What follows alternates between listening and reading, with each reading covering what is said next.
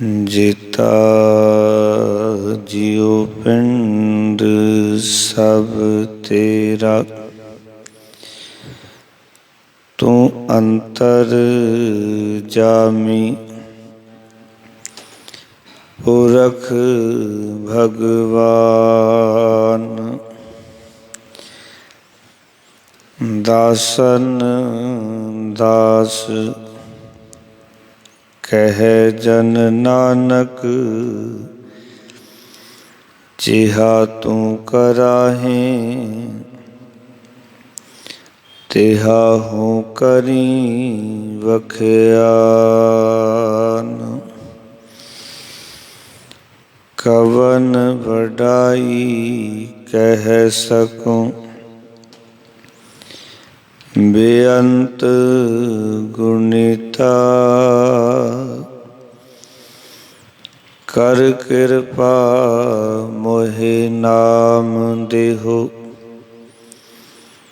नानक दर सरिता।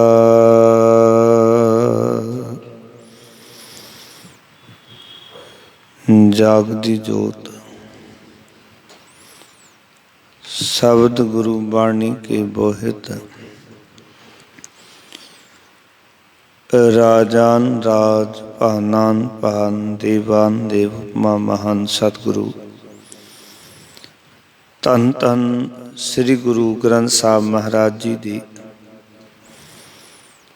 पावन पाक हजूरी दे विच जुड़ बैठे सतसंगी जनों, सतगुरां ने कृपा कीती है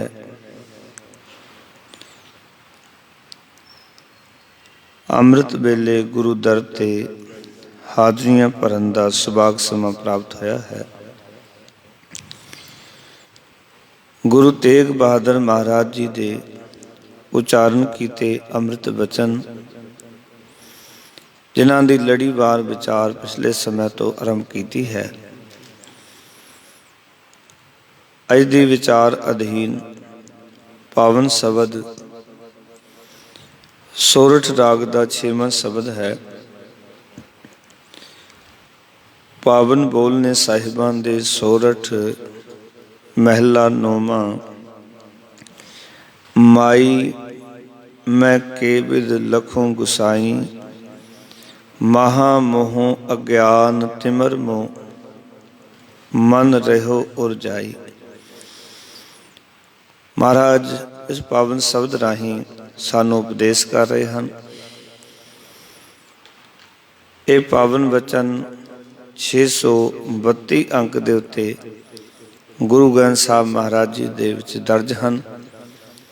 आओ इन्हां अमृत बोलां दा पाठ करन तो पहलां, विचारां दी आरंभता तो पहलां साहिबां नूं झुकाओ सीस। अपने परिवार बच्चों के भले लई साहिबां दी असीसा लो, फतेह दी सान करो। आखो जी वाहिगुरु जी का खालसा, वाहिगुरु जी की फतेह। सोरठ महला 9वां। सोरठ महला 9वां। माई मैं के विद लखों गुसाई, माई मैं के विद लखों गुसाई। महामोह अज्ञान तिमर, महामोह अज्ञान तिमर। मोह मन रहो उरझाई, मोह मन रहो उरझाई। रहाओ रहाओ सगल जन्म परम ही परम खोयो, सगल जन्म परम ही परम खोयो। न अस्थिर मत पाई, न अस्थिर मत पाई। विख्या सकत रहो निसबासुर, विख्या सकत रहो निसबासर। नह छुटी अधमाई, न छूटी अधमाई। साध संग कबहू नहीं कीना, साध संग कबहू नहीं कीना। ਨਹਿ ਕੀਰਤ ਪ੍ਰਭ ਗਾਈ। ਨਹਿ ਕੀਰਤ ਪ੍ਰਭ ਗਾਈ। ਜਨ ਨਾਨਕ ਮੈਂ ਨਾਹੀ ਕੋ ਗੁਣ। ਜਨ ਨਾਨਕ ਮੈਂ ਨਾਹੀ ਕੋ ਗੁਣ। ਰਾਖ ਲਿਹੋ ਸਰਨਾਈ। ਰਾਖ ਲਿਓ ਸਰਨਾਈ। ਸਾਧ ਸੰਗ ਕਬੂ ਨਹੀਂ ਕੀਨਾ। ਸਾਧ ਸੰਗ ਕਬਹੂ ਨਹੀਂ ਕੀਨਾ। ਨਹਿ ਕੀਰਤ ਪ੍ਰਭ ਗਾਈ। ਨਹਿ ਕੀਰਤ ਪ੍ਰਭ ਗਾਈ। ਜਨ ਨਾਨਕ ਮੈਂ ਨਾਹੀ ਕੋ ਗੁਣ। ਜਨ ਨਾਨਕ ਮੈਂ ਨਾਹੀ ਕੋ ਗੁਣ। ਰਾਖ ਲਿਹੋ ਸਰਨਾਈ। ਰਾਖ ਲਿਓ ਸਰਨਾਈ। ਵਾਹਿਗੁਰੂ ਜੀ ਕਾ ਖਾਲਸਾ, ਵਾਹਿਗੁਰੂ ਜੀ ਕੀ ਫਤਿਹ। ਗੁਰੂ ਤੇਗ ਬਹਾਦਰ ਮਹਾਰਾਜ ਆਪਣੇ ਪਾਵਨ ਪਵਿੱਤਰ ਅਗੰਮੀ ਬੋਲਾਂ ਦੇ ਰਾਹੀਂ ਇਹ ਪਾਵਨ ਵਚਨ ਉਚਾਰਨ ਕਰਕੇ ਸਾਨੂੰ ਸਮਝਾ ਰਹੇ ਹਨ। ਮਾਈ ਮੈਂ ਕੇ ਵਿਦ ਲਖੋਂ ਗੁਸਾਈ। ਮਾਈ ਦਾ ਅਰਥ ਹੈ ਹੇ ਮਾਂ। ਮੈਂ ਦਾ ਅਰਥ ਹੈ ਮੈਂ, ਕੇ ਦਾ ਅਰਥ ਹੈ ਕਿਸ ਤਰ੍ਹਾਂ, ਵਿਦ ਦਾ ਅਰਥ ਹੈ ਢੰਗ, ਲਖੋ ਦਾ ਅਰਥ ਹੈ ਲੱਖਾਂ, ਗੁਸਾਈ ਦਾ ਅਰਥ ਹੈ ਧਰਤੀ ਦਾ ਖਸਮ, ਧਰਤੀ ਦਾ ਮਾਲਕ। ਹੇ ਮਾਂ, ਧਰਤੀ ਦੇ ਖਸਮ ਪ੍ਰਭੂ ਨੂੰ ਮੈਂ ਕਿਸ ਤਰ੍ਹਾਂ ਪਛਾਣਾ, ਕਿਸ ਤਰ੍ਹਾਂ ਲਖਾਂ, ਉਹਦੀ ਪਹਿਚਾਣ ਮੈਨੂੰ ਕਿਵੇਂ ਪਵੇ। ਜਿਹੜਾ ਕਿ ਧਰਤੀ ਦਾ ਖਸਮ ਹੈ, ਸਾਰੀ ਸ੍ਰਿਸ਼ਟੀ ਦਾ ਮਾਲਕ ਹੈ, ਉਸ ਦੀ ਪਹਿਚਾਣ ਮੈਨੂੰ ਕਿਵੇਂ ਪਵੇ। ਕਿਉਂਕਿ ਮੰਨ ਲਓ ਕਿ ਰੱਬ ਸਾਡੇ ਅੱਗੇ ਆ ਜਾਏ, ਸਾਡੇ ਸਾਹਮਣੇ ਆ ਜਾਏ, ਅਸੀਂ ਉਹਨੂੰ ਕਿਵੇਂ ਪਹਿਚਾਣਾਂਗੇ।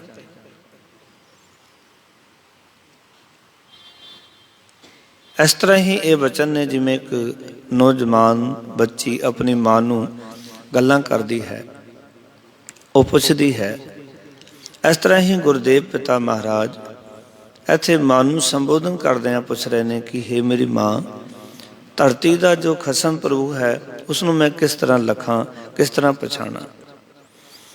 ਕਿਉਂਕਿ ਮਹਾ ਮੋਹ ਅਗਿਆਨ ਤਿਮਰ ਮੋਹ ਮਨ ਰਹਿਓ ਉਰਜਾਈ। ਮੋਹ ਦਾ ਅਰਥ ਹੈ ਮੇਰਾ, ਮਨ ਦਾ ਅਰਥ ਹੈ ਮਨ।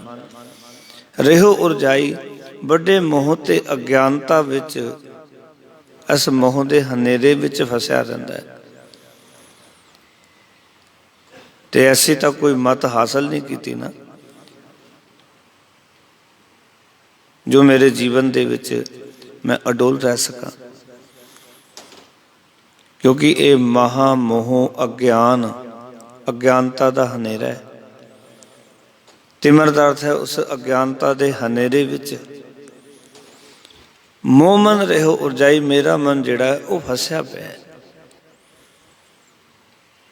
ਮੈਨੂੰ ਕੁਝ ਦਿਖਾਈ ਨਹੀਂ ਦਿੰਦਾ। ਉਸ ਹਨੇਰੇ ਦੇ ਵਿੱਚ, ਉਸ ਮੋਹ ਦੀ ਅਗਿਆਨਤਾ ਦੇ ਵਿੱਚ ਮੈਂ ਆਪਣੇ ਖਸਮ ਨੂੰ, ਧਰਤੀ ਦਾ ਜੋ ਮਾਲਕ ਪ੍ਰਭੂ ਹੈ, ਉਸਨੂੰ ਕਿਵੇਂ ਦੇਖਾਂ, ਕਿਵੇਂ ਦਰਸ਼ਨ ਕਰਾਂ। ਕਿਉਂਕਿ ਦਰਸ਼ਨ ਕਰਨ ਵਾਸਤੇ ਪਹਿਚਾਣ ਵੀ ਚਾਹੀਦੀ ਹੈ, ਦਰਸ਼ਨ ਕਰਨ ਵਾਸਤੇ ਅੱਖਾਂ ਵੀ ਚਾਹੀਦੀਆਂ ਹਨ, ਪਹਿਚਾਣ ਵਾਸਤੇ ਗਿਆਨ ਚਾਹੀਦਾ। ਮੇਰੇ ਕੋਲ ਅਗਿਆਨਤਾ ਹੈ, ਦਰਸ਼ਨਾਂ ਵਾਸਤੇ ਅੱਖਾਂ ਚਾਹੀਦੀਆਂ, ਅੱਖਾਂ ਕੋਈ ਨਹੀਂ, ਹਨੇਰਾ ਹੀ ਹਨੇਰਾ ਹੈ।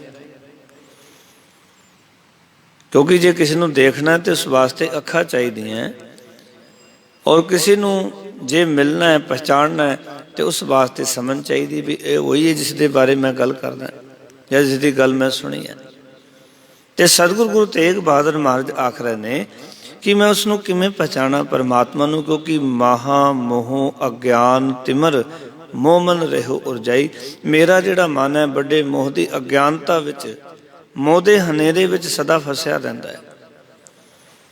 ਇਹੋ ਜਿਹੀ ਤਾਂ ਹਾਲਤ ਹੈ ਇਹਦੀ। ਹੁਣ ਜਿਹੜਾ ਫਸਿਆ ਹੋਇਆ ਮਨ ਹੈ, ਜਿਹੜਾ ਉਸਦੇ ਵਿੱਚ ਗਲਤਾਨ ਮਨ ਹੈ, ਉਹ ਪਰਮਾਤਮਾ ਨੂੰ ਕਿਵੇਂ ਪਛਾਣੇ। ਕਿਉਂਕਿ ਦਿਖਾਈ ਕੁਛ ਦਿੰਦਾ ਨਹੀਂ, ਉਸ ਪਰਮਾਤਮਾ ਦੀ ਸਮਝ ਕੋਈ ਹੈ ਨਹੀਂ। ਕਿਉਂਕਿ ਜਿੰਨਾ ਚਿਰ ਸਾਨੂੰ ਸਮਝ ਨਹੀਂ ਹੈ उन्ना चिर तां भावें रब साडे सामने खलोता होवे तां भी असीं अपने बूए तो उसनूं वापस मोड़ देवांगे। इस करके उस धरती का जिहड़ा मालक है, धरती का जिहड़ा खसम है, उसनूं किस तरह पहचानीए? एक सवाल गुरु साहब जी ने इत्थे खड़ा किया। एक होर दास बेनती करे, गुरबाणी विच जिथे अखर माँ, माई, माता, जदों तुसी बिल्कुल नेड़े होके विचार करोगे तो ये अखर तुहाडी मत वास्ते आउणगे। हमेशा याद रखना, जदों ये गल चलेगी ना माँ दी, ते उत्थे ये अखर माँ दा अर्थ है मत रूपी माता। क्यों गुरु नानक पातशाह ने लिखा कि मत माता संतोख पिता, मेरी माँ है मेरी मत। कई बार जदों असीं गुरबाणी दी विचार करते हाँ, याद रखना जन्म देने वाली माँ सत्कारयोग है।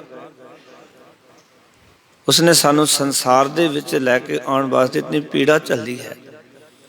पर जदों तुसीं रूहानी मार्ग की गल करोगे उस वेले तुहानू मत रूपी माता दे नाल गल्लां करनियां पैणगीਆਂ।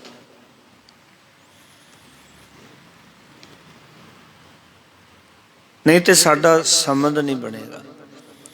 बहुत सारे शब्द असी गुरबाणी विच वेखदे हां जिथे कि बार बार माँ वास्ते शब्द आया, आनंद पया मेरी माए, जिन हर हिरदे नाम न वसिया तिन मात कीजै हर बांझा। ये बड़े शब्द जिहड़े ना बड़े डूंगे हैगे ने। जे माँ बांझ हो जाती, पृथ्वी चंद के हिरदे तो नाम नहीं वसिया, महादेव दे विच नहीं वसिया, पर गुरु अर्जन देव जी महाराज दे वसिया। जे माँ बांझ हो जाती तो गुरु अर्जन देव जी नूं किवें जन्म देंदे? ये बड़ी समझण वालियां रमज़ां ने गुरबाणी दे विच, क्योंकि जिन्ना चिर असीं सारे पक्ष नहीं जानते गुरबाणी दे, उन्ना चिर असीं कई बारी अर्थां दे अनर्थ करी जाने। गुरबाणी कोई ओपरला सबजैक्ट नहीं है, एवें गल्लां नहीं। गुरबाणी तो बहुत डूंगाई का नाम है। इस समुंदर विच जितनी कोई चुब्भी मारेगा उतने ही हीरे मोती इथों प्राप्त कर सकता है। जिवें कि शब्द पढ़ते हैं तुसीं, आखां जीवां विसरै मर जाऊं, आखण औखा साचा नाऊं, साचे नाम की लागै भूगत भूखै खाए, चलिए दुख सो क्यों विसरै मेरी माए। उत्थे किहड़ी मां नूं कहा जा रहा है?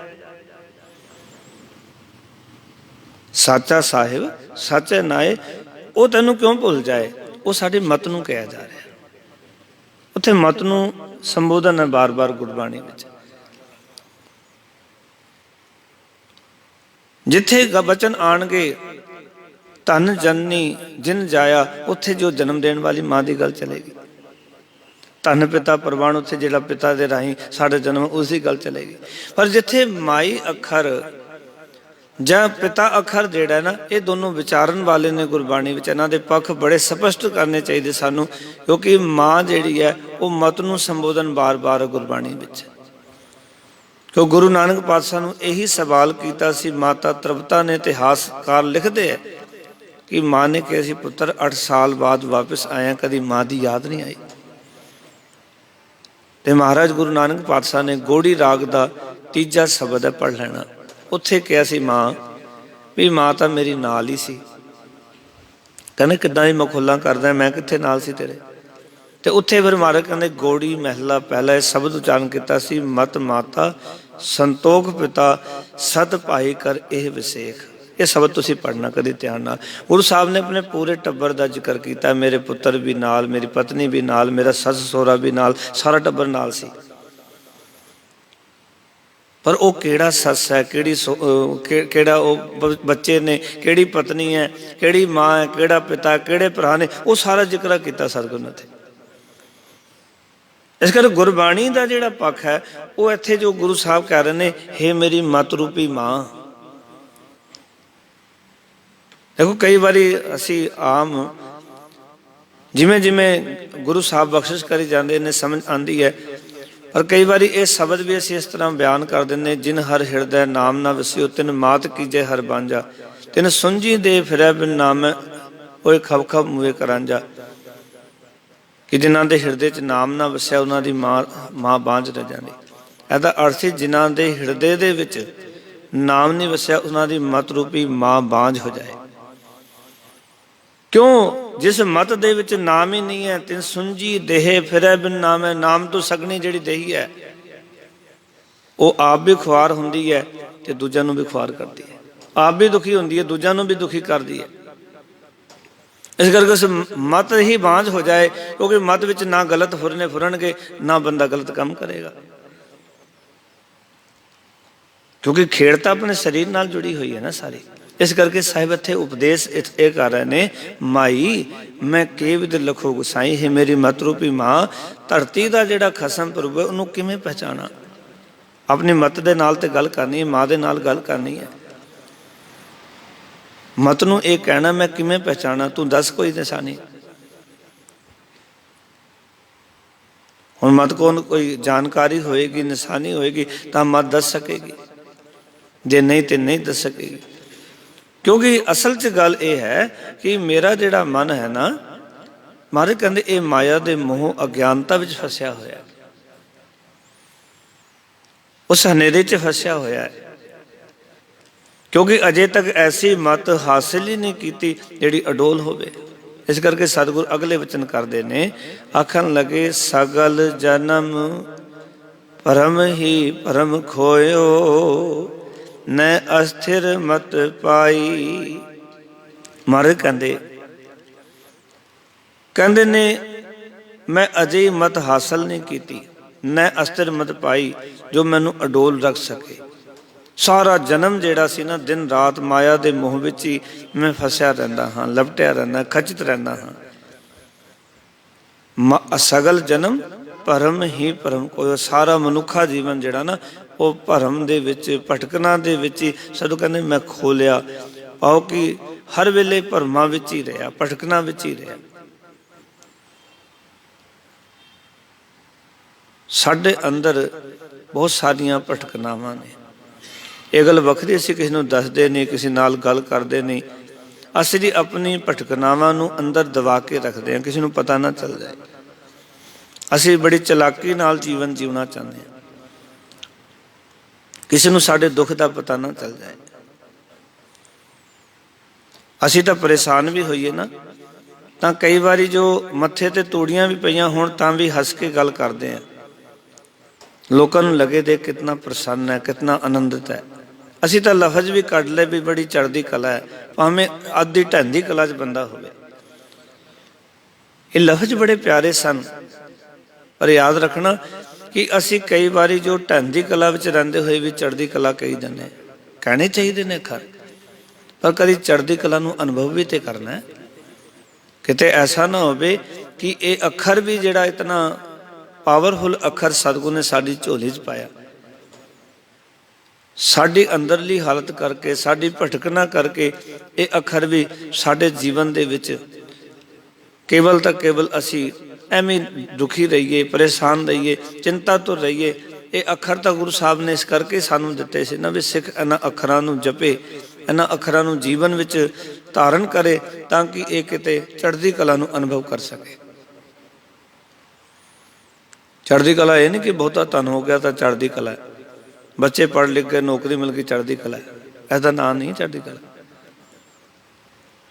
ਕਈ ਵਾਰੀ ਸਾਨੂੰ ਲੱਗਦਾ ਭੁਲੇਖਾ, ਅਸੀਂ ਵੈਸੇ ਇਸੇ ਸਾਇੰਸ ਵਿੱਚ ਬੋਲਦੇ ਹਾਂ, ਜੇ ਸਾਡਾ ਕੰਮ ਸੈੱਟ ਹੈ ਕਹਿੰਦੇ ਬੜੀ ਚੜ੍ਹਦੀ ਕਲਾ ਜੀ, ਜੇ ਨਹੀਂ ਤਾਂ ਵੀ ਕਹਿੰਦੇ ਚੜ੍ਹਦੀ ਕਲਾ। ਕਿਉਂਕਿ ਸਾਡੀ ਸਾਇੰਸ ਇਸਦੇ ਆਲੇ ਦੁਆਲੇ। ਚੜ੍ਹਦੀ ਕਲਾ ਦਾ ਅਰਥ ਹੈ ਕਿ ਹਰ ਦੁੱਖ ਤੇ ਸੁੱਖ ਵਿੱਚ ਇੱਕੋ ਜਿਹਾ ਰਹਿਣਾ, ਉਹਨੂੰ ਚੜ੍ਹਦੀ ਕਲਾ ਕਿਹਾ ਗੁਰਬਾਣੀ ਨੇ। ਭਗਤਾਂ ਨੂੰ ਕਿਤਨਾ ਨੰਦਿਆ ਲੋਕਾਂ ਨੇ, ਤੇ ਭਗਤ ਰਵਿਦਾਸ ਜੀ, ਭਗਤ ਕਬੀਰ ਸਾਹਿਬ, ਭਗਤ ਨਾਮਦੇਵ ਜੀ ਵਰਗੇ ਉਹ ਹਮੇਸ਼ਾ ਚੜ੍ਹਦੀ ਕਲਾ 'ਚ ਰਹੇ। ਉਹਨਾਂ ਨੂੰ ਲੋਕਾਂ ਨੇ ਕਿਤਨਾ ਕੁਛ ਕਿਹਾ, ਹਾਥੀ ਦੇ ਅੱਗੇ ਸੁਟਵਾ ਦਿੱਤਾ, ਔਰ ਜੋ ਉਹਨਾਂ ਨੂੰ ਐਸੇ ਐਸੇ ਬਚਨ ਕੀਤੇ ਗਏ, ਜਿਵੇਂ ਭਗਤ ਨਾਮਦੇਵ ਜੀ ਆਪਣੀ ਬਾਣੀ 'ਚ ਜ਼ਿਕਰ ਕਰਦੇ ਨੇ ਕਿ ਮੈਨੂੰ ਸੁਲਤਾਨ ਬਾਦਸ਼ਾਹ ਨੇ ਆਖਿਆ, ਸੁਲਤਾਨ ਪੁੱਛੇ ਸੁਰਮੇ ਨਾਵਾ, ਵੀ ਬਾਦਸ਼ਾਹ ਕਹਿੰਦਾ ਵੀ ਨਾਮਦੇਵ ਗੱਲ ਸੁਣ ਮੇਰੀ, ਵੀ ਇਹ ਜਿਹੜੀ ਗਊ ਮਰੀ ਹੋਈ ਇਹਨੂੰ ਜਿਉਂਦੀ ਕਰ ਦੇ। ਭਗਤ ਨਾਮਦੇਵ ਜੀ ਕਹਿੰਦੇ ਗੱਲ ਸੁਣੋ ਮੇਰੀ, ਹਮਰਾ ਕੀਆ ਕਛੂ ਨਾ ਹੋਏ, ਕਰ ਹੈ ਰਾਮ ਹੋਏ ਹੈ ਸੋਏ। ਉਹਨੂੰ ਕਹਿੰਦੇ ਚੜ੍ਹਦੀ ਕਲਾ। ਵੀ ਸਾਡਾ ਕੀਤਾ ਕੁਛ ਨਹੀਂ ਹੁੰਦਾ, ਜੋ ਪਰਮਾਤਮਾ ਕਰਦਾ ਉਹੀ ਕਰਦਾ। ਉਹਨਾਂ ਨੂੰ ਦੁੱਖ ਦਿੱਤਾ ਜਾਂਦਾ ਫਿਰ ਵੀ ਚੜ੍ਹਦੀ ਕਲਾ 'ਚ ਨੇ, ਫਿਰ ਵੀ ਇਹੀ ਕਹਿ ਰਹੇ ਨੇ, ਲਾਸਟ ਤੱਕ ਇਹੀ ਕਹਿੰਦੇ ਰਹੇ ਕਿ ਹਮਰਾ ਕੀਆ ਕਛੂ ਨਾ ਹੋਏ, ਕਰ ਹੈ ਰਾਮ ਹੋਏ ਹੈ ਸੋਏ, ਵੀ ਜੋ ਰੱਬ ਨੇ ਕਰਨਾ ਹੋਣਾ ਤੇ ਉਹੀ ਹੈ। ਸੋ ਗੁਰੂ ਸਾਹਿਬ ਸੱਚੇ ਪਾਤਸ਼ਾਹ ਨੇ ਸਾਨੂੰ ਇੱਥੇ ਵਿਚਾਰ ਬਖਸ਼ੇ, ਕਹਿੰਦੇ ਸਗਲ ਜਨਮ ਭਰਮ ਹੀ ਭਰਮ ਖੋਇਓ, ਨ ਅਸਥਿਰ ਮਤ ਪਾਈ। ਅਜੇ ਤੱਕ ਮਰ ਕਹਿੰਦੇ ਅਜਿਹੀ ਮਤ ਹਾਸਲ ਨਹੀਂ ਕੀਤੀ ਜੋ ਮੈਨੂੰ ਅਡੋਲ ਰੱਖ ਸਕੇ, ਅਸਥਿਰ ਰੱਖ ਸਕੇ। ਅਸਥਿਰ ਰਹਿਣਾ ਹੀ ਚੜ੍ਹਦੀ ਕਲਾ ਹੈ। ਦੁੱਖ ਵੀ ਆਵੇਗਾ, ਸੁੱਖ ਵੀ ਆਵੇਗਾ, ਖੁਸ਼ੀ ਵੀ, ਗਮੀ ਵੀ, ਦਿਨ ਵੀ, ਰਾਤ ਵੀ, ਘਾਟਾ ਵੀ, ਵਾਧਾ ਵੀ, ਜਨਮ ਵੀ, ਮਰਨ ਵੀ, ਇਹ ਸਾਰੀਆਂ ਚੀਜ਼ਾਂ ਨਾਲ ਨਾਲ ਚੱਲਦੀਆਂ ਰਹਿਣਗੀਆਂ। ਗੁਰਬਾਣੀ ਸਾਰੀ ਚੀਜ਼ਾਂ ਦੇ ਇਹਨਾਂ ਦੇ ਉੱਤੇ ਫੋਕਸ ਕਰਦੀ ਹੈ। ਇਸ ਕਰਕੇ ਤੇ ਮਹਾਰਾਜ ਨੇ ਇੱਕ ਬਚਨ ਕੀਤਾ ਕਿ ਮਨੁੱਖ ਦੀ ਮੰਗ ਸੁੱਖ ਦੀ ਹੈ, ਮਿੱਠੇ ਦੀ ਹੈ, ਪਰ ਦੁੱਖ ਵੀ ਨਾਲ ਤਾਂ ਹੈ ਨਾ। ਮਿੱਠਾ ਸਭ ਮੰਗ ਹੈ, ਕੋੜਾ ਕੋਈ ਨਾ ਮੰਗ ਹੈ, ਸਭ ਮਿੱਠਾ ਮੰਗ ਦੇਖਿਆ ਖਸਮ ਭਾਵੈ ਸੋ ਕਰੇ। ਸਾਰੇ ਸੁੱਖ ਮੰਗਦੇ ਨੇ, ਕੋਈ ਦੁੱਖ ਮੰਗਦਾ? ਪਰ ਦੁੱਖ ਵੀ ਤਾਂ ਨਾਲ ਪਹਿਲੂ ਹੈ ਨਾ ਸੁੱਖ ਦਾ। ਉਹਨੂੰ ਤੇ ਮਾਰ ਕਹਿੰਦੇ ਸੁੱਖ ਦੁੱਖ ਦੋਏ ਦਰ ਕੱਪੜੇ, ਪਹਿਰਾਂ ਜਾਏ ਮਨੁੱਖ ਹੋਏ ਤੇ ਕੱਪੜੇ ਕਿਹਾ ਸਤਿਗੁਰੂ ਜੀ ਨੇ। ਇਸ ਕਰਕੇ ਮਾਰਕ ਨੇ ਪੂਰਾ ਜਨਮ ਭਟਕਣਾ ਵਿੱਚ ਹੀ ਖੋਲਿਆ, ਆਓ ਕਿ ਮਾਇਆ ਵਿੱਚ ਹੀ ਲਪਟਿਆ ਰਿਹਾ, ਭਟਕਣਾ ਵਿੱਚ ਹੀ ਰਿਹਾ। ਤੇ ਫਿਰ ਮਾਰਕ ਕਹਿਣ ਲੱਗੇ ਸਾਧ ਸੰਗ ਨਹੀਂ, ਅਗਲੇ ਵਚਨ ਕੀਤੇ ਕਿ ਵਿਖਿਆ ਸਖਤ ਰਹੋ ਨਿਸ ਬਾਸੁਰ ਨ ਛੁੱਟੀ ਅਦਮਾਈ। ਮਾਇਆ ਦੇ ਵਿੱਚ ਹੀ ਲਪਟਾ ਰਹਿੰਦਾ, ਵਿਖਿਆ ਦੇ ਵਿੱਚ ਹੀ ਰਹਿੰਦਾ। ਵਿਖਿਆ ਸਖਤ ਦਾ ਅਰਥ ਹੈ ਜਿਹੜੀ ਕਿ ਆਸਕਤ, ਉਹ ਵਿਖਿਆ, ਉਹ ਮਾਇਆ ਜਿਹਦੇ ਵਿੱਚ ਬੰਦਾ ਹਰ ਵੇਲੇ ਲਿਪਟਿਆ ਹੋਇਆ, ਖਚਿਤ ਹੈ, ਗਲਤਾਨ ਹੈ। ਵੈਸੇ ਸਖਤ ਅੱਖਰ ਸਖਤੀ ਵਾਸਤੇ ਆਇਆ, ਇਸ ਕਰਕੇ ਇੱਕ ਅੱਖਰ ਬਣਾਇਆ ਗੁਰੂ ਸਾਹਿਬ ਨੇ ਬਾਣੀ 'ਚ ਸਾਕਤ, ਜਿਹੜਾ ਕਿ ਪਰਮਾਤਮਾ ਨਾਲੋਂ ਟੁੱਟਿਆ ਹੋਇਆ ਤੇ ਮਾਇਆ ਨਾਲ ਜੁੜਿਆ ਹੋਇਆ। ਪਰਮਾਤਮਾ ਨਾਲ ਟੁੱਟੇ ਹੋਏ ਮਨੁੱਖ ਨੂੰ ਸਾਗਤ ਕਿਹਾ ਸਤਿਗੁਰੂ ਜੀ ਨੇ। ਇਸ ਕਰਕੇ ਸਤਿਗੁਰੂ ਕਹਿੰਦੇ ਇੱਥੇ ਵਿਖਿਆ ਸਕਤ ਪਾਓ ਕਿ ਮਾਇਆ ਵਿੱਚ ਲਪਟਿਆ ਹੋਇਆ, ਮਾਇਆ ਵਿੱਚ ਗਲਤਾਨ ਹੋਇਆ ਮਨੁੱਖ ਰਹੋ ਨਿਸ ਬਾਸੁਰ, ਇਹ ਦਿਨ ਰਾਤ ਉਹਦੇ ਵਿੱਚ ਲਿਪਟਿਆ ਰਹਿੰਦਾ। ਨਾ ਛੋਟੀ ਅਦਮਾਈ, ਅਦਮਾਈ ਦਾ ਅਰਥ ਹੁੰਦਾ ਮਨੁੱਖ ਦੇ ਜੀਵਨ ਵਿੱਚੋਂ ਨੀਚਤਾ ਜਿਹੜੀ ਸੀ ਨਾ, ਉਹ ਜੀਵਨ ਚੋਂ ਗਈ ਨਹੀਂ। ਮੈਂ ਕਿ ਬੇਨਤੀ ਕਰਾਂ, ਅੰਦਰ ਜਿਹੜੀ ਨੀਚਤਾ ਪੈਦਾ ਹੋ ਗਈ ਨਾ, ਉਹ ਧਨ ਆਉਣ ਨਾਲ ਵੀ ਨਹੀਂ ਜਾਣੀ, ਉਹ ਤੱਕ ਸ਼ੁਭ ਕਰਮਾਂ ਨਾਲ ਨੀਚਤਾ ਜਾਏਗੀ। ਨੀਵੇਂ ਕਰਮ ਮਿਟਣਗੇ। ਸਾਡੇ ਅੰਦਰ ਦੀ ਜੋ ਨੀਚਤਾ ਹੈ ਨਾ, ਉਹ ਵੈਸੇ ਤਾਂ ਸਾਨੂੰ ਵੈਸੇ ਦਿਖਾਈ ਨਹੀਂ ਦਿੰਦੀ, ਆਪਣੇ ਸ਼ੁਭ ਗੁਣ ਹੀ ਨਜ਼ਰ ਆਉਂਦੇ ਨੇ, ਆਪਣੇ ਅੰਦਰ ਜੋ ਚੱਲ ਰਿਹਾ ਉਹ ਤੇ ਦਿਖਾਈ ਨਹੀਂ ਦਿੰਦਾ। ਇਹ ਤਾਂ ਗੁਰੂ ਸਾਹਿਬ ਨੇ ਕਿਹਾ ਕਿ ਮੇਰੇ ਰਾਮ ਇਹ ਨੀਚ ਕਰਮ ਹਰ ਮੇਰੇ, ਗੁਣਵੰਤਾ ਹਰ ਹਰ ਦਿਆਲ ਕਰ ਕਿਰਪਾ ਬਖਸ਼ ਅਵਗਣ ਸਭ ਮੇਰੇ। ਇਹ ਤੇ ਭਗਤਾਂ ਜੀ ਨੇ ਕਿਹਾ ਕਿ ਮੇਰੀ ਸੰਗਤ ਪੋਚ ਸੋਚ ਦਿਨ ਰਾਤੀ, ਮੇਰਾ ਕਰਮ ਕੁਟਲਤਾ ਜਨਮ ਕੁਮਾਤੀ, ਰਾਮ ਗੁਸਈਆਂ ਜੀ ਕੇ ਜੀਵ ਨਾ ਮੋਹਿ ਨਾ ਵਿਸਾਰੋ ਮੈਂ ਜਨ ਤੇਰਾ। ਇਹ ਉਹਨਾਂ ਨੇ ਅਨੁਭਵ ਕੀਤਾ ਆਪਣੇ ਅੰਦਰ ਵੀ ਮੇਰੀ ਸੰਗਤ ਜਿਹੜੀ ਮਾੜੀ ਹੈ, ਮੇਰੇ ਕਰਮ ਨੀਚ ਨੇ, ਵੀ ਮੇਰੇ ਰਾਮ ਇਹ ਨੀਚ ਕਰਮ ਹਨ ਮੇਰੇ, ਜਿਤਨੇ ਵੀ ਮੇਰੇ ਮਾੜੇ ਕੰਮ ਨੇ ਇਹ ਨੀਚੇ ਕੰਮ, ਮਾੜੇ ਕੰਮ ਮੇਰੇ ਨੇ ਸਾਰੇ। ਤੇ ਮਾਲਕ ਨੇ ਜਿੰਨਾ ਚਿਰ ਤੂੰ ਮਾਇਆ ਦੇ ਵਿੱਚ ਲਪਟਿਆ ਰਹਿੰਦਾ ਨਾ, ਤੇ ਇਹ ਮੇਰੀ ਇਹ ਨੀਚਤਾ ਮੁੱਕਣ ਵਿੱਚ ਨਹੀਂ ਆਉਂਦੀ। ਮਾਲਕ ਨੇ ਨਹਿ ਛੁੱਟੀ ਅਦਮਾਈ, ਗੁਰੂ ਤੇਗ ਬਹਾਦਰ ਕਹਿੰਦੇ ਮੇਰੇ ਅੰਦਰ ਦੀ ਜਿਹੜੀ ਨੀਚਤਾ ਹੈ ਨਾ, ਇਹ ਛੁੱਟਦੀ ਨਹੀਂ ਹੈ।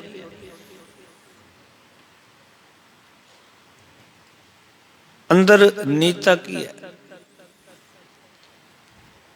ਮੁਖ ਤੋਂ ਲੋਕਾਂ ਨੂੰ ਕਹੀ ਜਾਣਾ ਅਸੀਂ ਤੁਹਾਡਾ ਭਲਾ ਲੋਚਦੇ ਹਾਂ, ਤੇ ਅੰਦਰ ਅੰਦਰ ਜੜਾ ਵੱਢੀ ਜਾਣੀਆਂ, ਅੰਦਰ ਅੰਦਰ ਨਿੰਦਾ ਚੁਗਲੀ ਮੇਰ ਤੇਰ ਹੋਰ ਹੋਰ ਕਰਮ ਕਰੀ ਜਾਣੇ। ਬਾਹਰੋਂ ਬੰਦੇ ਨੇ ਖੁਸ਼ ਹੋ ਕੇ ਦਿਖਾ ਦੇਣਾ, ਬੜੇ ਮੂੰਹ ਤੇ ਗੱਲ ਕਰਨੀ, ਬੜੀ ਵਧੀਆ ਗੱਲ ਕਰਨੀ, ਤੇ ਅੰਦਰ ਇਹ ਨੀਚਤਾ ਵਾਲੀ ਹਰਕਤ ਹਰ ਵੇਲੇ ਰੱਖੀ ਨਹੀਂ ਜੀਵਨ 'ਚ, ਚਲਾਕੀਆਂ ਰੱਖਣੀਆਂ ਹਰ ਵੇਲੇ, ਇਹਦਾ ਬੁਰਾ ਲੋਚੀ ਜਾਣਾ ਹਰ ਵੇਲੇ, ਬੁਰਾ ਅੰਦਰੋਂ ਅੰਦਰੀ ਕਰੀ ਜਾਣਾ, ਤੇ ਸਾਹਮਣੇ ਆਵੇ ਤੇ ਕਵੇ ਵੀ ਅਸੀਂ ਤਾਂ ਤੁਹਾਡੇ ਵਾਸਤੇ ਕੰਮ ਕਰਦੇ ਜੀ, ਤੁਹਾਡੀ ਭਲਾਈ ਦੇ ਕਾਰਜ ਕਰ ਰਹੇ। ਇਸ ਨੂੰ ਗੁਰੂ ਸਾਹਿਬ ਕਹਿੰਦੇ ਬੜੀ ਨੀਚਤਾ ਦੀ ਗੱਲ ਹੈ। ਇਸ ਕਰਕੇ ਗੁਰੂ ਨਾਨਕ ਪਾਤਸ਼ਾਹ ਨੂੰ ਉਹ ਬੰਦੇ ਬਿਲਕੁਲ ਪਸੰਦ ਨਹੀਂ ਆਏ, ਗੁਰੂ ਨਾਨਕ ਦੇ ਘਰ ਨੂੰ ਉਹ ਬੰਦੇ ਪਸੰਦ ਨਹੀਂ ਆਏ ਜਿਹੜੇ ਮੁਖ ਤੋਂ ਬੰਦੇ ਨੂੰ ਕਹਿੰਦੇ ਅਸੀਂ ਤੇਰੇ ਨਾਲ ਖਲੋਤੇ ਹਾਂ, ਅਸੀਂ ਤੇਰੇ ਕਰਕੇ ਲੱਗੇ ਫਿਰਦੇ ਹਾਂ, ਤੇਰੇ ਵਾਸਤੇ ਹੀ ਸਭ ਕੁਝ ਕਰ ਰਹੇ ਹਾਂ। ਪਰ ਉਹੀ ਲੋਕ ਜੜ੍ਹਾਂ ਵੜਦੇ ਸਨ। ਗੁਰੂ ਨਾਨਕ ਪਾਤਸ਼ਾਹ ਨੇ ਉਹਨਾਂ ਨੂੰ ਪ੍ਰਵਾਨ ਨਹੀਂ ਕੀਤਾ, ਬਿਲਕੁਲ ਉਹਨਾਂ ਨੂੰ ਪ੍ਰਵਾਨ ਨਹੀਂ ਕੀਤਾ। ਗੁਰੂ ਸਾਹਿਬ ਨੇ ਕਿਹਾ ਜੋ ਕੁਝ ਹੋ ਉਦਾਂ ਦੇ ਬਣ ਕੇ ਰਹੋ, ਆਪਣੇ ਕਰਮਾਂ ਤੇ ਪਰਦੇ ਨਾ ਪਾਓ। क्योंकि एक दिन ना पड़दा तो उगड़ेगा ना परमात्मा की दरगाह विच। इस करके सतगुरु जी कहते ने मेरे अंदर जिहड़ी नीचता है ना, अदमाई है। अदमाई का अर्थ होंदा नीचता। कहते ये नीचता मुकण विच नहीं आउंदी। फिर कहने कि साध संग कबहू नहीं कीना। साध का अर्थ है गुरु, संग का अर्थ है साथ। कबू ना कीना, गुरु का साथ कदी नहीं किया। न कीरत प्रभ गाए, ना ही परमात्मा की कीर्ति की, परमात्मा का जस गायन किया। देखो जी गुसाई नूं लखना है, परमात्मा नूं पहचानना है, तो परमात्मा की पहला कीर्ति करिए, परमात्मा की सिफत करिए, गुरु की संगत विच बैठिए। गुरु कोल बैठांगे, गुरु दसेगा परमात्मा किदां दा है। परमात्मा मिलन की निशानी की है? गुरबाणी नूं पुछो, सतगुरु दसणगे कि वाहिगुरु दे मिलन की निशानी की है। प्रभ मिलने की यह निशानी, पर वाहिगुरु दे मिलन की मार्ग निशानी है मन सच्चा। अपना मन सच्चा हो जाएगा, एक एक कर जाने तो एक नूं मन लाएगा, जान लाएगा जदों तेरा मन सच्चा हो गया। इस करके परमात्मा के मिलन की निशानी कोई दस सकता है तो साध संग, गुरु का साथ है, गुरु का संग है। पर गुरु तेग बहादुर मैं कहना ये तो मैं कीता ही कोई नहीं। साध संग कबहू नहीं कीना। अपने उत्ते गल लैके गल साडे नाल करदे, समझाना सानू चाहते हैं। क्योंकि गुरु तेग बहादुर महाराज का पूरा जीवन सत्संगी जीवन है, गुरु दे नाल रहन वाला जीवन है, गुरु की आग्या विच रहन वाला जीवन है। जे हरगोबिंद पातशाह कह देंगे कीरतपुर साहब नहीं रहना तो जाके बाबे बकाले चले जाते हैं, क्योंकि गुरु साहब का हुक्म हो गया। गुरु के बचनों नूं उत्थे जाके कमाया। तो मार्ग ने ना तो मैं गुरु का संग किया, ना ही परमात्मा की कीर्ति, परमात्मा की सिफत सलाह, वाहिगुरु जी की वडियाई। देखो जो रब की सिफत सलाह करांगे ना, रब की सिफत करते करते रब जे मिल जाए तो पहचानने च सौखा हो जाएगा कि रब मिल गया। रब किहड़े रूप च मिल जाए असीं कह नहीं सकते ना। रब किस रूप में सानू आके मिले। एक बारी ना गुरु गोबिंद सिंह महाराज का समा, एक वैद रहिंदा सी कीरतपुर साहब दे कोल। गुरु साहब जी की संगत विच गया तो एक दिन महाराज नूं सवाल किया भी महाराज मैं तुहानूं सारियां थावां ते देखना चाहुंदा। ते गुरु साहब कहने फिर साडे कोल की लैण आया, जाके अपनी वैदगिरी कर। जिस दिन तेरा ऐसा जीवन बनेगा ना, असीं आप तैनूं दर्शन देने वास्ते आवांगे। अज तू दर्शन करन आया ना गुरु साहब जी दे, भी एक दिन ऐसा आएगा असीं तैनूं दर्शन देने वास्ते आवांगे। 6 कुछ महीने लंघ गए, बड़ा महाराज दा जस गायन किया, जीवन जिहड़ा सी बहुत उच्चा हो गया। सतगुरु जी ने आनंदपुर साहब तो सद्दा भेजा वैद नूं भी अज गुरु साहब जी ने मिलन वास्ते आउणा। नाल सतगुरु ने परचा ही पा दिता। एक पासे गुरु साहब जी ने सवेरे अमृत वेले मिलन वास्ते आउणा, दूजे पासे एक माई बरद वैद कोल आ जाती है भी मेरी नूह दे कोई बच्चा होना है तो वह अज डाढी तकलीफ दे विच है, जे तू नहीं जाता तो मेरा घर उजड़ जाएगा, उसने मर जाना। एक पासे वैद सोचता है भी गुरु साहब ने आना है, उन्होंने जी आया करना मैं, दूजे पासे ये माई बैठी, मैं किस पासे जावां। बड़ी दुविधा विच फस गया। भी एक पासे गुरु साहब जी ने मैसेज दिता होया भी असीं तेरे कोल अज पहुँचना है, और गुरु साहब जी मैं इत्थे ना होया तो गुरु साहब तो वापस मुड़ जाणगे। असीं तो कहा सी भी इत्थे रहना है। दूजे पासे जो माई आ गई तो रोई जावे, कवे भी मेरे पुत्र दे, मेरे घर का सवाल है, मेरे बच्चे का घर उजड़ जाएगा। बड़ी लंबी चौड़ी विचार की किस पासे जावां, गुरु साहब जी नूं लैण वास्ते जावां अगे जां फिर इस माई दे नाल जावां। सारा मन मार के माई दे नाल तुर पिया। कोई नहीं, माई दे नाल गया, उत्थे जाके उसदी नूह नूं बचाया। पूरा दिन लग गया क्योंकि भीड़ बहुत ज़्यादा सी। सवेरे तो शाम हो गई। शाम नूं जदों रहरास का वेला सी, उस वेले आ रहा तो मनो मन सोच रहे भी गुरु साहब आए होणगे, चले गए होणगे, मेरा इतना इंतजार थोड़ी करनगे सतगुरु। ਵੀ ਸਤਿਗੁਰੂ ਕਹਿੰਦੇ ਮੈਂ ਆਪ ਦਰਸ਼ਨ ਦੇਣ ਵਾਸਤੇ ਆਵਾਂਗਾ। ਹੈਰਾਨੀ ਦੀ ਗੱਲ, ਜਦੋਂ ਆਪਣੇ ਜਿੱਥੇ ਉਹ ਵੈਦਗਿਰੀ ਕਰਦਾ ਸੀ ਉੱਥੇ ਆ ਕੇ ਕੀ ਵੇਖਦਾ ਕਿ ਉੱਥੇ ਜਿਹੜੀ ਸੰਗਤਾਂ ਦੀ ਭੀੜ ਲੱਗੀ ਹੋਈ ਹੈ, ਸ਼ਾਮ ਨੂੰ ਸੰਗਤਾਂ ਦਰਸ਼ਨਾਂ ਵਾਸਤੇ ਆ ਰਹੀਆਂ ਗੁਰੂ ਸਾਹਿਬ ਜੀ ਦੇ, ਤੇ ਜਾ ਕੇ ਅੰਦਰ ਜਿੱਥੇ ਬੈਠ ਕੇ ਉਹ ਵੈਦਗਿਰੀ ਕਰਦਾ ਸੀ ਤੇ ਉੱਥੇ ਦਸਮ ਪਿਤਾ ਬੈਠੇ ਹੋਏ ਨੇ। ਬਸ ਜਾ ਕੇ ਸਤਿਗੁਰੂ ਜੀ ਨੂੰ ਮੱਥਾ ਟੇਕਿਆ, ਚਰਨ ਫੜ ਲਿਆ, ਸੱਚੇ ਪਾਤਸ਼ਾਹ ਬਈ ਅੱਜ ਮੈਂ ਬੜਾ ਹੀ ਹੈਰਾਨ ਹੋਇਆ ਸੀ ਵੀ ਮੈਂ ਕਿਸ ਪਾਸੇ ਜਾਵਾਂ, ਔਰ ਤੁਸੀਂ ਅੱਜ ਕਿਰਪਾ ਕਰ ਦਿੱਤੀ। ਹੋ ਸਕਦਾ ਜੇ ਮੈਂ ਉਸ ਪਾਸੇ ਨਾ ਜਾਂਦਾ ਤੇ ਤੁਸੀਂ ਇਸ ਪਾਸੇ ਅੱਜ ਮੇਰੀ ਝੁੱਗੀ 'ਚ ਨਹੀਂ ਸੀ ਬਹਿਣਾ। ਇਹ ਤੁਹਾਡੀ ਖੇਡ ਹੈ ਮਹਾਰਾਜ। ਕਹਿੰਦੇ ਅੱਜ ਸਮਝ ਆਈ, ਤੁਸੀਂ ਕਿਹਾ ਕਿ ਜੋ ਮੇਰੇ ਦਰਸ਼ਨ ਲੋਕਾਂ ਵਿੱਚ ਕਰੋ। ਹਰ ਥਾਂ ਤੇ ਜੇ ਗੁਰੂ ਨੂੰ ਵੇਖਣਾ ਤੇ ਸਤਿਗੁਰੂ ਕਹਿੰਦੇ ਬਸ ਇਹੀ ਮੈਂ ਦੇਖਣਾ ਚਾਹੁੰਦਾ ਸੀ ਵੀ ਅੱਜ ਇਹ ਗੁਰੂ ਕੋਲ ਜਾਏਗਾ ਜਾਂ ਗੁਰੂ ਕੀ ਸੰਗਤ ਦੀ ਸੇਵਾ ਕਰੇਗਾ, ਵੀ ਇਹ ਗੁਰੂ ਨੂੰ ਵੱਡਾ ਸਮਝੇਗਾ ਜਾਂ ਗੁਰੂ ਸਰੂਪ ਦੇ ਵਿੱਚ ਇਹਨੂੰ ਸੱਦਣ ਵਾਸਤੇ ਆਏ ਉਸ ਪਾਸੇ ਜਾਏਗਾ। ਮਹਾਰਾਜ ਨੇ ਕਿਹਾ ਅੱਜ ਤੂੰ ਵੈਦਗਿਰੀ ਵਿੱਚ ਵੀ ਸਫਲਾ ਹੋ ਗਿਆ ਤੇ ਗੁਰੂ ਨੂੰ ਹਰ ਇੱਕ ਹਿਰਦੇ 'ਚ ਦੇਖਣ 'ਚ ਵੀ ਸਫਲਾ ਹੋ ਗਿਆ। ਉਚਾਰਨ ਕਰੋ ਸਤਨਾਮ। ਉਹ ਮਾਈ ਨਹੀਂ, ਮਹਾਰਾਜ ਕਹਿੰਦੇ ਮੈਂ ਆਪ ਆਇਆ ਸੀ। ਤੂੰ ਮਾਈ ਦੀ ਸੇਵਾ ਨਹੀਂ ਕੀਤੀ, ਤੂੰ ਸਾਡੀ ਸੇਵਾ ਕੀਤੀ ਹੈ। ਤੂੰ ਮਾਈ ਦੀ ਪੀੜ ਦੂਰ ਨਹੀਂ ਕੀਤੀ, ਸਾਡੀ ਪੀੜਾ ਦੂਰ ਕੀਤੀ ਹੈ, ਕਿਉਂਕਿ ਅੱਜ ਤੂੰ ਉਸ ਮਾਈ ਦੇ ਵਿੱਚ ਗੁਰੂ ਨੂੰ ਵੇਖ ਰਿਹਾ ਔਰ ਗੁਰੂ ਨੂੰ ਵੇਖ ਕੇ ਉਸ ਸੇਵਾ ਵਾਸਤੇ ਗਿਆ।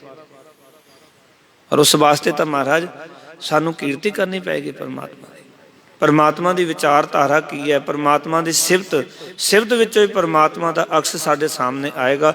ਸਿਫਤ ਸਲਾਹ ਵਿੱਚੋਂ ਹੀ ਗੁਰੂ ਕੀ ਜਿਹੜੀ ਕਰਨੀ ਉਹ ਸਾਡੇ ਸਾਹਮਣੇ ਆਏਗੀ। ਇਸ ਕਰਕੇ ਸਿੱਖ ਗੁਰੂ ਕੀ ਸਿਫਤ ਕਰਦਾ ਹੈ, ਮਹਾਰਾਜ ਦੀ ਵਡਿਆਈ ਕਰਦਾ ਹੈ। ਇਸ ਕਰਕੇ ਸਾਹਿਬ ਕਹਿਣ ਲੱਗੇ ਪਰ ਮੈਂ ਤਾਂ ਇਹ ਕੁਝ ਵੀ ਨਹੀਂ ਕੀਤਾ, ਨਾ ਸਾਧ ਸੰਗ ਕਬਹੂ ਨਹੀਂ ਕੀਨਾ, ਨਹਿ ਕੀਰਤ ਪ੍ਰਭ ਗਾਈ, ਜਨ ਨਾਨਕ ਮੈਂ ਨਾਹੀ ਕੋ ਗੁਣ।